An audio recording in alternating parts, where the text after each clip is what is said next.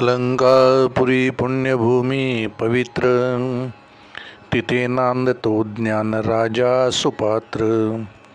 तया आठविता महापुण्यराशी, नमस्कार माझा श्री सद्गुरु ज्ञानेश्वरासी. रामकृष्ण हरी, रामकृष्ण हरी, रामकृष्ण हरी. तेवी तुम्हा संतांचा पडियावो, कैसेनी तरी आम्हा वरी हो. या बहुवा आळुकिया जियो, सलगी करीत. अध्याय 9. राजविद्या राजगुह्य योग. महाराज, माऊलींच्या या अध्यायामध्ये मधला जो एक टप्पा आहे, गेल्या प्रवचनामध्ये आपण बघितलं, जवळजवळ 33 ओव्यांचा हा टप्पा आहे. आणि हा सगळा टप्पा माऊलींनी श्रोत्यांचा आणि आपला एक अनुबंध निर्माण व्हावा या उद्देशाने मांडलेला आहे. संपूर्ण गीता ही सलगपणे वाचताना किंवा सलगपणे त्याचा अभ्यास करताना काही ठिकाणी काही विषय एवढे विरक्त आणि बेरंग आहेत की त्याच्यामुळे आपल्याला या ज्ञानापासून मन आणि मानसिक अवस्था या दोन्ही गोष्टी परावृत्त करण्याचा प्रयत्न करतात. यासाठी त्या सगळ्या गोष्टींच्यामुळे अस्थिर झालेलं मन पुढचं ज्ञान प्राप्त करण्यासाठी असलेली इच्छा, या दोन्ही गोष्टी निर्माण होण्यासाठी माऊलींनी हा टप्पा या श्रोत्यांसाठी खास करून लिहिलेला आहे. माऊलींचे अनुबंध आणि भावबंध हे 2 प्रकार या 30 ओव्यांमध्ये आपल्याला दिसतात. श्रोत्यांच्या बाबतीत एक अनुबंध तयार करण्याचा त्यांचा जो विचार आहे, त्या विचारांसाठी त्यांनी लिहिलेल्या ज्या ओव्या आहेत, त्या ओव्यांचा विचार हा अत्यंत सूक्ष्म, मानसिकदृष्ट्या थेट एखाद्याला आपलंसं करणं याच्यामध्ये जो भाव लागतो तो भाव निर्माण करणाऱ्या या ओव्या आहेत. वाचुनी माझी बोलतीये योग्य ते, सर्वज्ञ भवादृश श्रोते, काय धड्यावरी सारस्वते पडोसी कीजे. ही ओवी 8वी. यामध्ये उदाहरण दिलेलं आहे. वाचुनी माझी बोलते योग्य ते, माझ्या वाचून, माझ्या बोलण्या वाचून किंवा माझ्याशिवाय समोर बसलेले जे आपण श्रोते आहात, हे भवादृश्य श्रोते. भवादृश्य या शब्दाचा अर्थ भव म्हणजे पूजनीय, भवसदृश पूजनीय असलेले हे श्रोते. आणि भवादृश्य या शब्दाचा अर्थ ज्याची पूजा करता येईल असे, म्हणजे देवस्वरूप, प्रत्यक्ष भगवंत स्वरूप असे श्रोते. हे माझ्यामुळे त्यांची ती योग्यता नाही, तर ते सर्वज्ञ आधीपासूनच आहेत. सर्वज्ञ भवादृश्य श्रोते, जे श्रोते आहेत हे पहिलेपासूनच सर्वज्ञ आहेत आणि ते सर्वत्र पूज्यते या भावनेने ते भगवंतासारखे भवादृश्य आहेत, ते पूजनीय आहेत. असे श्रोते माझ्या समोर बसलेले आहेत.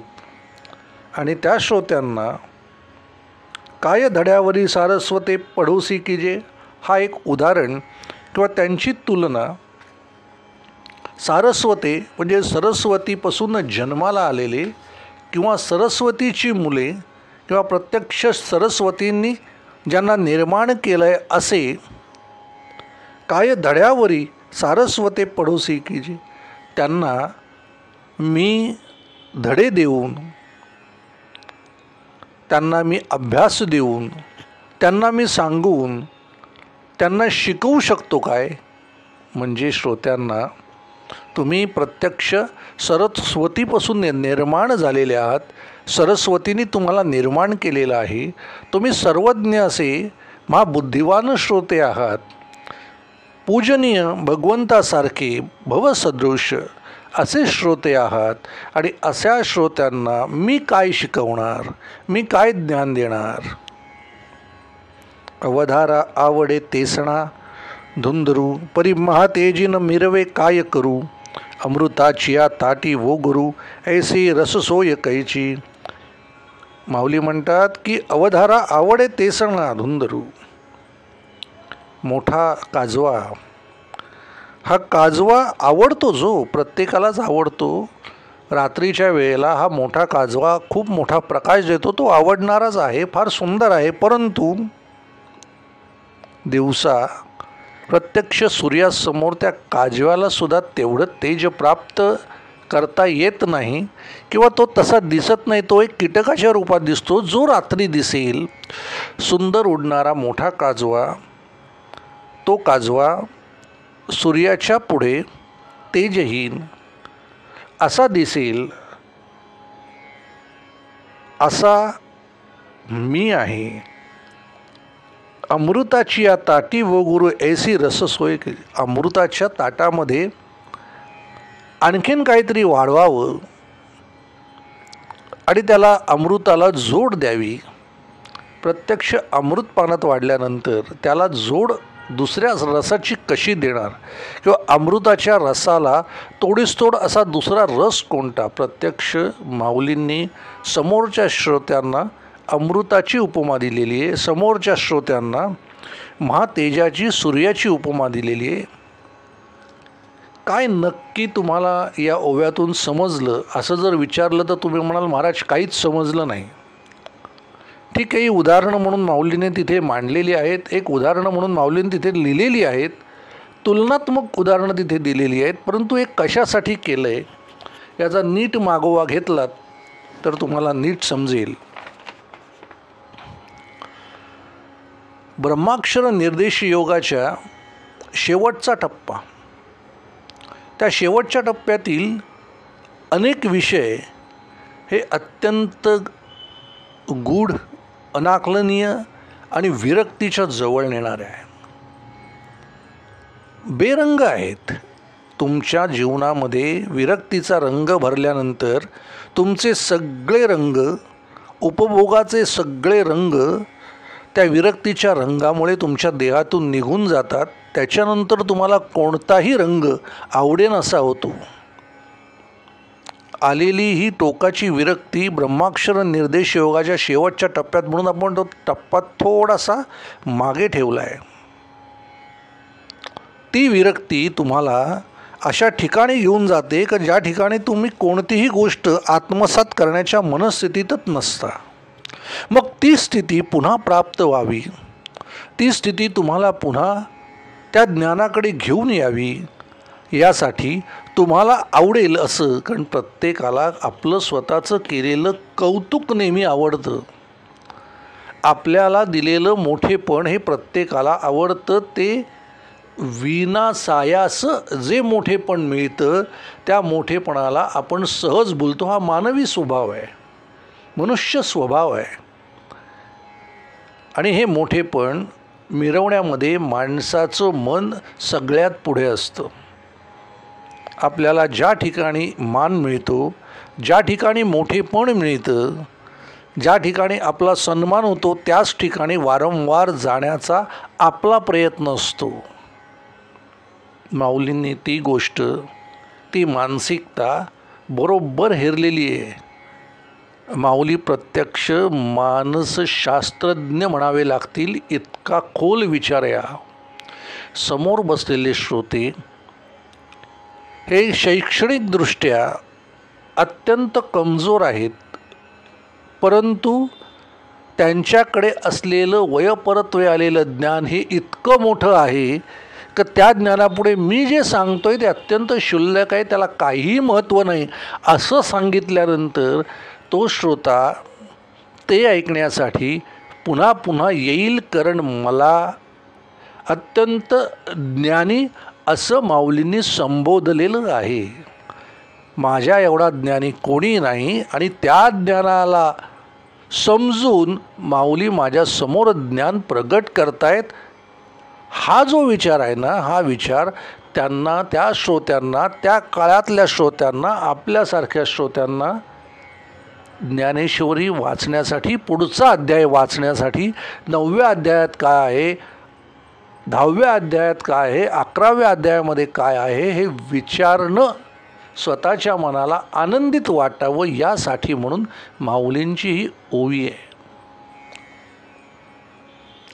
साहजिकता आहे, आपल्याला आनंद मिळणार आहे. आपल्याला जर एवढं कौतुक आपलं जर माऊलींनी केलं आहे, श्रोते म्हणून जर आपल्याला अमृताची उपमा दिली आहे, श्रोते म्हणून आपल्याला जर सूर्याची तेजाची उपमा दिली आहे, श्रोते म्हणून आपल्याला सरस्वतीचा पुत्र म्हणून उपमा दिलेली आहे,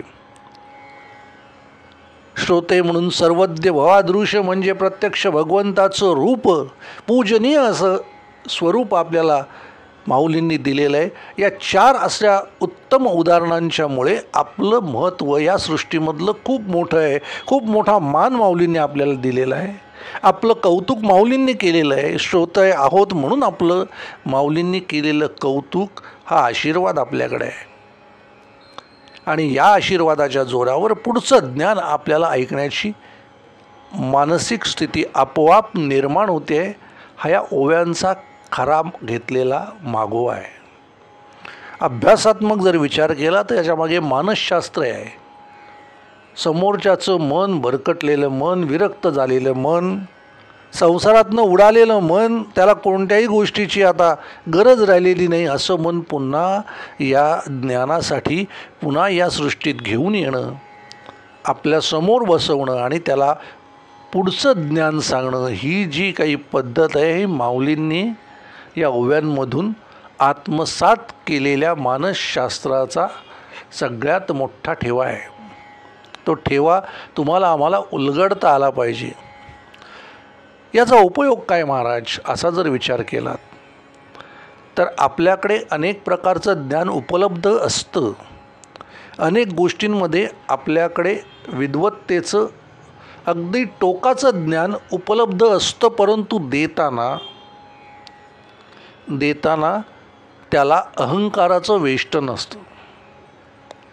अहंकाराच्या पुडीमध्ये बांधून ज्ञान आपण देत असतो आणि अहंकाराच्या पुडीमध्ये बांधलेलं ज्ञान समोरचा प्रत्येकजण घेईलच असं नाही. मग ते विनम्रतेच्या वेष्टनात, अगदी मायेच्या वेष्टनात गुंडाळून जर दिलं तर ते ज्ञान समोरचा आत्मसात करतो. जरी वाटलं नसेल, जरी इच्छा नसेल, तरी ती व्यक्ती ते ज्ञान आपल्याकडे घेतं, प्रयत्न तरी करतं. हा विचार माऊलींचा आहे. तो प्रत्येकाने ज्याला ज्याला म्हणून ज्ञान प्रदान करायचं आहे अशा भूमिकेत जे आहेत, माझ्यासारखे अनेक प्रवचनकार, कीर्तनकार ज्यांना ज्ञान प्रदान करावं ही भूमिका ज्यांना भगवंतांनी दिलेली आहे, त्या प्रत्येकाने अत्यंत विनम्रपणे मायेच्या ओलाव्याने हे ज्ञान वेष्टनात बांधून समोर त्या श्रोत्यांना समर्पित करावं. आम्हालाही हे शिक्षण आहे. आम्ही ज्यावेळेला तुम्हाला सांगतो ना, त्यावेळेला प्रत्येक ओवी आम्ही उलगडताना त्यातलं अनेक गोष्टी या आमच्यासाठी सुद्धा असतात. केवळ ज्ञान तुम्हाला द्यायचं असं नाही, आम्हालाही त्या गोष्टी आत्मसात कराव्या लागतात. त्या गोष्टी आम्हालाही त्यावर हुकूम चालवाव्या लागतात.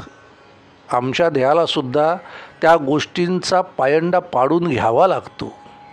ती विनम्रता आमच्या शब्दातूनही दिसावीच लागते. त्याशिवाय माऊलींची ओवी फलद्रूप, त्यातनं निर्माण होणारे चांगले श्रोते या पावतीला, या पसंतीला उतरत नाही. माऊलींना ते पटत नाही आणि ते प्रवचन, ते कीर्तन, ते विवेचन समोरच्याच्या हृदयाला भिडत नाही. हृदयाला समोरच्याच्या जर भिडणारं प्रवचन करायचं असेल तर तुम्हाला या प्रवचनातनं देण्यात येणारं ज्ञान हे विनम्रतेच्या आणि मायेच्या गोड गुलाबी शब्दांमधूनच द्यायचं आहे. काही ठिकाणी कठोर शब्द वापरायचे आहेत हे निश्चित, परंतु विनम्रता न सोडता. माऊलींनी स्वतःला एका काजव्याच्या ठिकाणी आणि श्रोत्यांना महातेजाच्या ठिकाणी नेलं आहे. आपण ज्यावेळेला ज्ञान सांगतो त्यावेळेला आपण महातेज असतो आणि समोरचे सगळे मूर्ख आहेत ही आपली भावना असते. हा माऊलींच्या विचारांचा आणि आपल्या विचारांचा खूप मोठा फरक आहे. दोन्ही विचार एकच आहेत. ज्ञान प्रदान करण्याचे असले तरी माऊलींचं जे ज्ञान प्रदान करण्याचं जे मानसशास्त्र आहे ते खूप वेगळं आहे आणि तुमचं आणि आमचं ज्ञान देण्याचं शास्त्र खूप वेगळं आहे. महाराज पुढच्या ओवीचा विचार घ्या. एक एक ओवी कशी बांधली असेल याचा जर तुम्ही नीट विचार केलात तर तुम्हाला समजेल. अहो हिम करासी विंजणे की नादापुढे ऐकवणे, लेण्यासी लेणे हे कही आठी. आणखीन एक छान उदाहरण दिले. हिम करासी विंजणे इथे दोन शब्दार्थ निघतात. एक प्रत्यक्ष चंद्राला वारा घालणे असा एक अर्थ काढला जातो पारंपरिक दृष्टिकोनातून, आणि एक अर्थ जर घ्यायचा झालाच तर हिम म्हणजे बर्फ, कर म्हणजे त्याचा डोंगर असेल, हिमकर मोठा डोंगर असेल, त्याला समजा जर तुम्हाला गारवा देण्यासाठी जर वारा घालायचा आहे किंवा बर्फाच्या लादीवर त्याला थंड करण्यासाठी शीतल शिडकावा करायचा आहे पाण्याचा, की नादापुढे ऐकवणे प्रत्यक्ष स्वर नाद आहे. प्रत्यक्ष या नादाचा ब्रह्माचा उत्पन्न झालेला ब्रह्मनाद आहे, त्याच्यापुढे आपण आपले स्वर ऐकवावेत. म्हणजे एखादा उत्तम गातोय, म्हणजे या काळातली स्वरसम्राज्ञी म्हणून आपण लता मंगेशकरांचं नाव घेतो. लता मंगेशकर म्हणजे दीदींच्या समोर आपण समजा गायला उभं राहिलं तर ते कसं दिसेल, हा जर अनुभव घ्यायचा असेल, हा जर अनुभव एखाद्याने घेतला असेल, उत्तम गायक आहे, पट्टीचा गायक आहे, शास्त्रीय गायनामध्ये अगदी टोकाचा जो गातोय, अशा व्यक्तीपुढे आपण आपल्या जर बसाड्या आवाज जर गात असू, लेणे असेल, लेणे म्हणजे प्रत्यक्ष खूप मोठा दागिना आहे. एक 50 तोळ्याचा दागिना आहे आणि त्याच्यावर एक साधारण एक ग्रॅमचा जो दागिना बाजारामध्ये मिळतो, ज्याचं मूल्य फार कमी आहे, तो जर दागिना त्या दागिन्यावर घातला तर त्याला काहीही किंमत नाही. हे असं उदाहरण देण्याचं माऊलींचा सगळ्यात मोठा विचार बघा, की स्वतःला एक क्षुल्लक दागिना म्हटलेलं आहे माऊलींनी, तुम्हाला खूप मोठा दागिना म्हटलेलं आहे. श्रोत्यांना अत्यंत शास्त्रीय संगीतातले नादातले नाद समजणारे असे महान पंडित समजलेत आणि स्वतःला काहीही येत नाही अशा उपमा दिलेल्या आहेत. म्हणजे प्रत्यक्ष तुम्ही सर्वज्ञानी आहात, तुम्हाला सगळं समजतंय आणि मी जे सांगतोय हे बालकाचे बोबडे बोल आहेत आणि बालकाचे बोबडे बोल ही आई आनंदाने ऐकू घेते. अशा प्रकारची जी उदाहरणं आहेत माऊलींनी श्रोत्यांना इतक्या मोठ्या उंचीवर नेऊन ठेवलेलं आहे. सांगा परिमळे काय तरंबावे, सागरे कवणे ठाई नहावे, हे गगनची आडे आगवे ऐसा पवाडू कैसा. परिमळाला कशाचा वास द्यायचा? प्रत्यक्ष तो परिमळ आहे, त्याला आणखीन दुसरा कुठला वास देणार आपण? त्याला दुसऱ्या कुठल्या वासाची उपमा देणार? दुसरा कुठला वास, हा वास घे म्हणून त्याला सांगणार? सागरे कवणे ठाई नहावे, प्रत्यक्ष तो समुद्र आहे, त्याने कशात जाऊन आंघोळ करावी? त्याला कोणाच्या ठिकाणी जाऊन आंघोळ करणं त्याला शक्य आहे, त्याला आंघोळ घालणं कोणाला शक्य आहे? हे गगनची आडे आघवे ऐसा पवाडू कैसा. या गगनाला गवसणी घालणं, याला मिठी मारणं, याला समावून घेणारा दुसरा कोण आहे? तैसे तुमचे अवधान धाये आणि तुम्ही म्हणा हे होय, ऐसे वक्तृत्व कवणा आहे जेणे रिझा तुम्ही. तैसे तुमचे अवधान, तुमचं अवधान आणि तुम्ही म्हणा हा वा छान, हे उत्तम वक्तृत्व आहे. असं वक्तृत्व तुमच्या पुढे कोण सादर करू शकतं? त्या ताकदीचं वक्तृत्व तुमच्यापुढे सर्वज्ञ असणार हे तुम्ही तुमच्यापुढे कोण मांडू शकतं? ह्या सगळ्या उपमा दिलेल्या आहेत. सगळ्यांना, सर्व श्रोत्यांना तुम्हाला सगळं समजतं, तुम्ही उत्तम वक्त्यांमधले उत्तम वक्ते आहात, तुम्ही प्रत्यक्ष समुद्र आहात, तुम्हाला नाणे घालण्याची गरज काय? तुम्ही प्रत्यक्ष आकाशा एवढे मोठे आहात, तुम्हाला मिठी कशी मारू शकेल? तुम्हाला जो वास आहे तो प्रत्यक्ष परिमळाचा वास आहे, तुम्हाला वेगळा वास. हे सगळं झालं तरी सगळ्या सुंदर उपमा दिलेल्या आहेत श्रोत्यांना. आणि मग हळूच, अगदी हळूच 2 गोष्टी अशा माऊलींनी मांडल्या आहेत की त्या माऊलींच्या शब्दांना तोड नाही. बघा ओवी काय सांगते. तरी विश्व प्रगटितिया गभस्ती, काय हाती वेनन की जे आरती, का चुळोदके आपापती अर्गुने देजी. या विश्व प्रगटितिया गभस्ती, काय हाती वेनन की जे आरती. या सूर्याला छोट्याशा वातीच्या दिव्याने तुम्ही ओवाळताना, तो सूर्य आहे प्रत्यक्ष, पण त्याला या छोट्याशा वातीच्या दिव्याने ओवाळताना, महातेजाला या ज्योतीने आरती करताना, का चुळोदके आपापती अर्घ्युने, तुम्ही समुद्राला त्यातलंच ओंजळवर पाणी घेऊन अर्घ्य देताना. बघा उपमा सागराची आहे, पण मी तुम्हाला अर्घ्य वाहतोय तुमच्याच ओंजळीनी. हे मान्य आहे की नाही? मान्य आहे. सूर्य आहे, परंतु त्याची आरती आम्ही छोट्याशा ज्योतीने करतोय. मान्य आहे की मी स्वतः ज्योती आहे आणि मी तुमची आरती करतोय. हे ज्ञान तुम्ही घ्या. काय सुंदर श्रोत्यांच्या बाबतीत मांडलेले विचार आहेत बघा. पण इथे पण ज्या वेळेला टाकला, मग मी जे सांगतोय ते त्या आरतीप्रमाणे आहे. मी सांगतोय ते अर्घ्य देण्यासारखं आहे. ते द्यायला पाहिजे की नाही? द्यायला पाहिजे. मग मी सांगतोय ते ऐकायला पाहिजे की नाही? ऐकायला पाहिजे. का? ते छोटीशी त्या महातेजाची आरती आहे. लहान मुलाचं बडबडणं आहे. हे छोटंसं अर्घ्य समुद्राला तुला अर्पण करतोय. बघा कौतुक टोकाचं केलंय आणि स्वतःला जे मी करतोय हे अगदी क्षुल्लक आहे, पण ते रीतीप्रमाणे करायला पाहिजे की नाही? मग जे मी ज्ञान तुम्हाला सांगते ते तुम्ही ऐकायला पाहिजे की नाही? ऐकायला पाहिजेच. माना डोलवल्या जायलाच पाहिजेत. काय सुंदर माऊलींनी सगळं त्यांचं मन जे भरकटलेलं आहे ते पुन्हा एका जागी आणून ते योग्य ठिकाणी स्थिरावून त्या मनाला पुन्हा पुढचं ज्ञान देण्यासाठी म्हणून तयार केलेलं आहे. उत्तमोत्तम ओव्या आहेत. समजून घेण्याची खूप छान जर मानसिकता असेल ना, तर तुम्ही किती वेळेचं चिंतन करू शकता. आपल्याला जो यातला सगळ्यात मोठा विचार घ्यायचा आहे ना, तो भावबंध आणि अनुबंधाचा आहे. महाराज तुम्हाला भावबंध किंवा अनुबंध यातलं एक समजून सांगण्यासाठी एक उदाहरण घेतो महाराज. एक घर असतं, त्या घरामध्ये मग छोटंसं घर असेल, त्या घरामध्ये अनेक कोपरे असतात, अनेक जागा असतात. ज्या जागांमध्ये तुम्ही तुमच्या लहान मुलीबरोबर खेळला असतात, तिच्याबरोबर भातुकलीचे खेळ खेळलेले असतात, तिच्याबरोबर तुम्ही कोणत्या ना कोणत्या तरी छोट्या मोठ्या गोष्टी त्या कोपऱ्यात घेऊन आनंदाने रमला असता.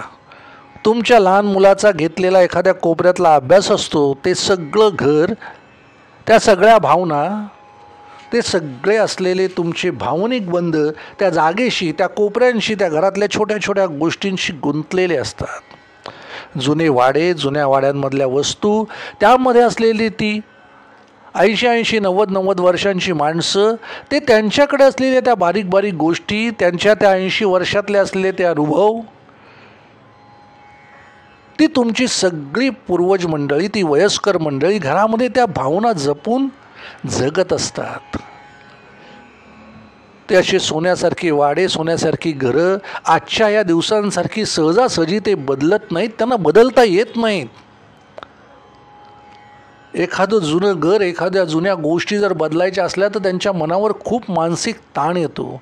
कारण त्यांच्या भावना, त्यांचे विचार, त्यांच्या त्या सगळ्या आठवणी त्या गोष्टीमध्ये, त्या छोट्या छोट्या, मग ते टेबल असेल, ते खुर्ची असेल, ते घड्याळ असेल, ते ती जागा असेल, तो छोटा का फ्लॅट असेल, त्याच्यातले ते दरवाजे, खिडक्या, सगळ्या गोष्टी त्या आठवणी रूपाने त्यांनी त्यांच्याबरोबर असतात. ते त्या वास्तूला जिवंत करत असतात. त्यांच्यासाठी ते टेबल नसतं, त्यांच्यासाठी ती जिवंत आठवण असते.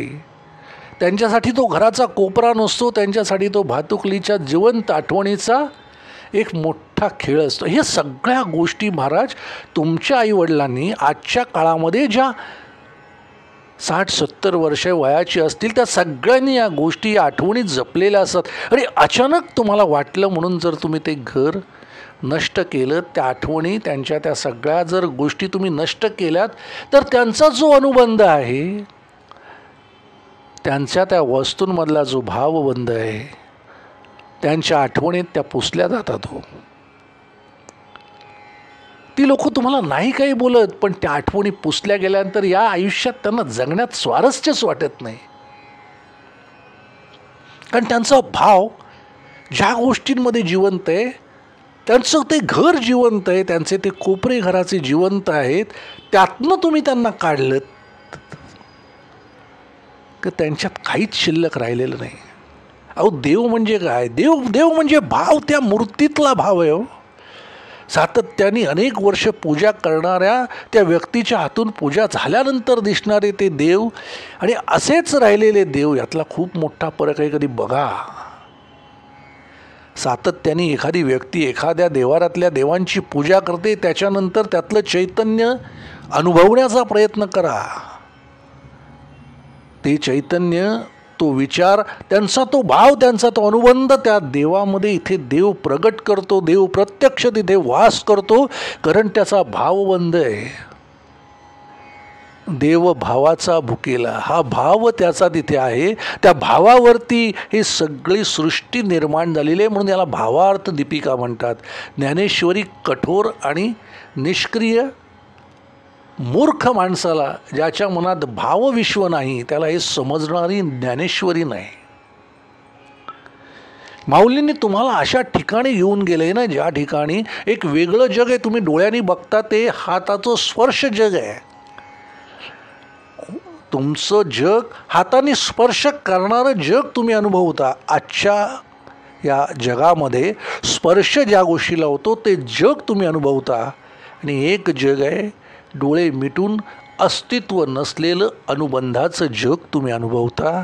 ते अनुबंध प्रत्येक गोष्टीमध्ये चराचर अचल निर्जीव वस्तूला जिवंत करण्याचा जो अनुबंध आहे तो भावबंध आहे.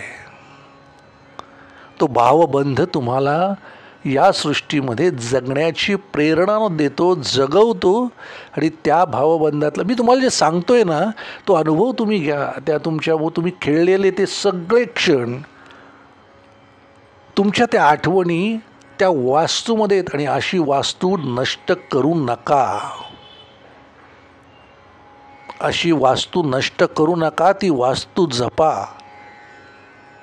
त्या सगळ्या गोष्टी ज्या ज्या तुमच्या आईवडिलांच्या आहेत, ज्या ज्या ठिकाणी तुमच्या आठवणी त्यांच्यासाठी आहेत, ते कोपरे राहू द्या. ते अनुबंधाचे कोपरे आहेत, ते भावबंधाच्या आठवणी आहेत, त्या राहू द्या. ती त्यांच्या जगण्याची, त्यांच्या उत्तम आरोग्याची ती एक खास जागा आहे. ते उत्तम आरोग्य जगतायत केवळ त्या जागेंवर जगतायत, त्या आठवणींवर जगतायत. विचार तुम्हाला माऊलींचा प्रत्येक अनुबंध जोडण्याचा श्रोत्यांबरोबर. माझ्याकडे उद्या श्रोत्यांनी माझा मुलगा काहीतरी सांगतोय म्हणून ऐकायला यावं, हा अनुबंध तयार केला आहे माऊलींनी. माझं लेकरू काहीतरी सांगतंय ते मला ऐकावं यासाठी त्या लोकांनी यावं, हा अनुबंध तयार झाला आहे. आणि त्यांच्या मनामध्ये माऊलींच्याबद्दलचा एक भावबंध तयार झाला आहे. माऊलींना नाकारायला तयार नाही मन. माऊलींचं दर्शन घ्यायला जायचं, ते सांगेल ते ऐकायचंच, काही सांगू दे मग. आता इतका छान भावबंध तयार झालेला आहे माऊलींबरोबर त्या श्रोत्यांचा.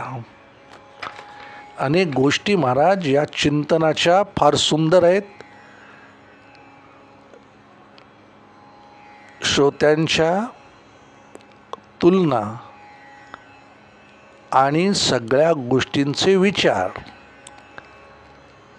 या सगळ्या गोष्टींचा जर मागोवा तुम्ही नीट घेतलात तर तुमच्या असं लक्षात येईल की बऱ्याच गोष्टी आपण काळानुसार नाविन्य पकडण्यासाठी म्हणून भावबंध तोडून टाकलेत आणि आपलं मन रिकामं होत चाललेलं आहे.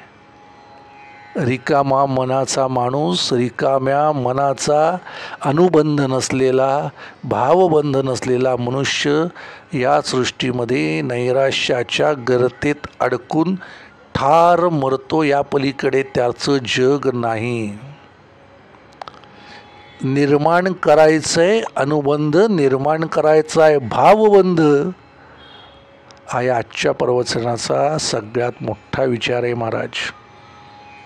आजचं प्रवचन खूप सुंदर आहे. पुढे चालूच राहावं अशी माझी इच्छा आहे, परंतु वेळेची मर्यादा पाळतो, तुर्तास थांबतो. पुढच्या प्रवचनात महाराज नक्की भेटूया. तोपर्यंत रामकृष्ण हरी, रामकृष्ण हरी, रामकृष्ण हरी.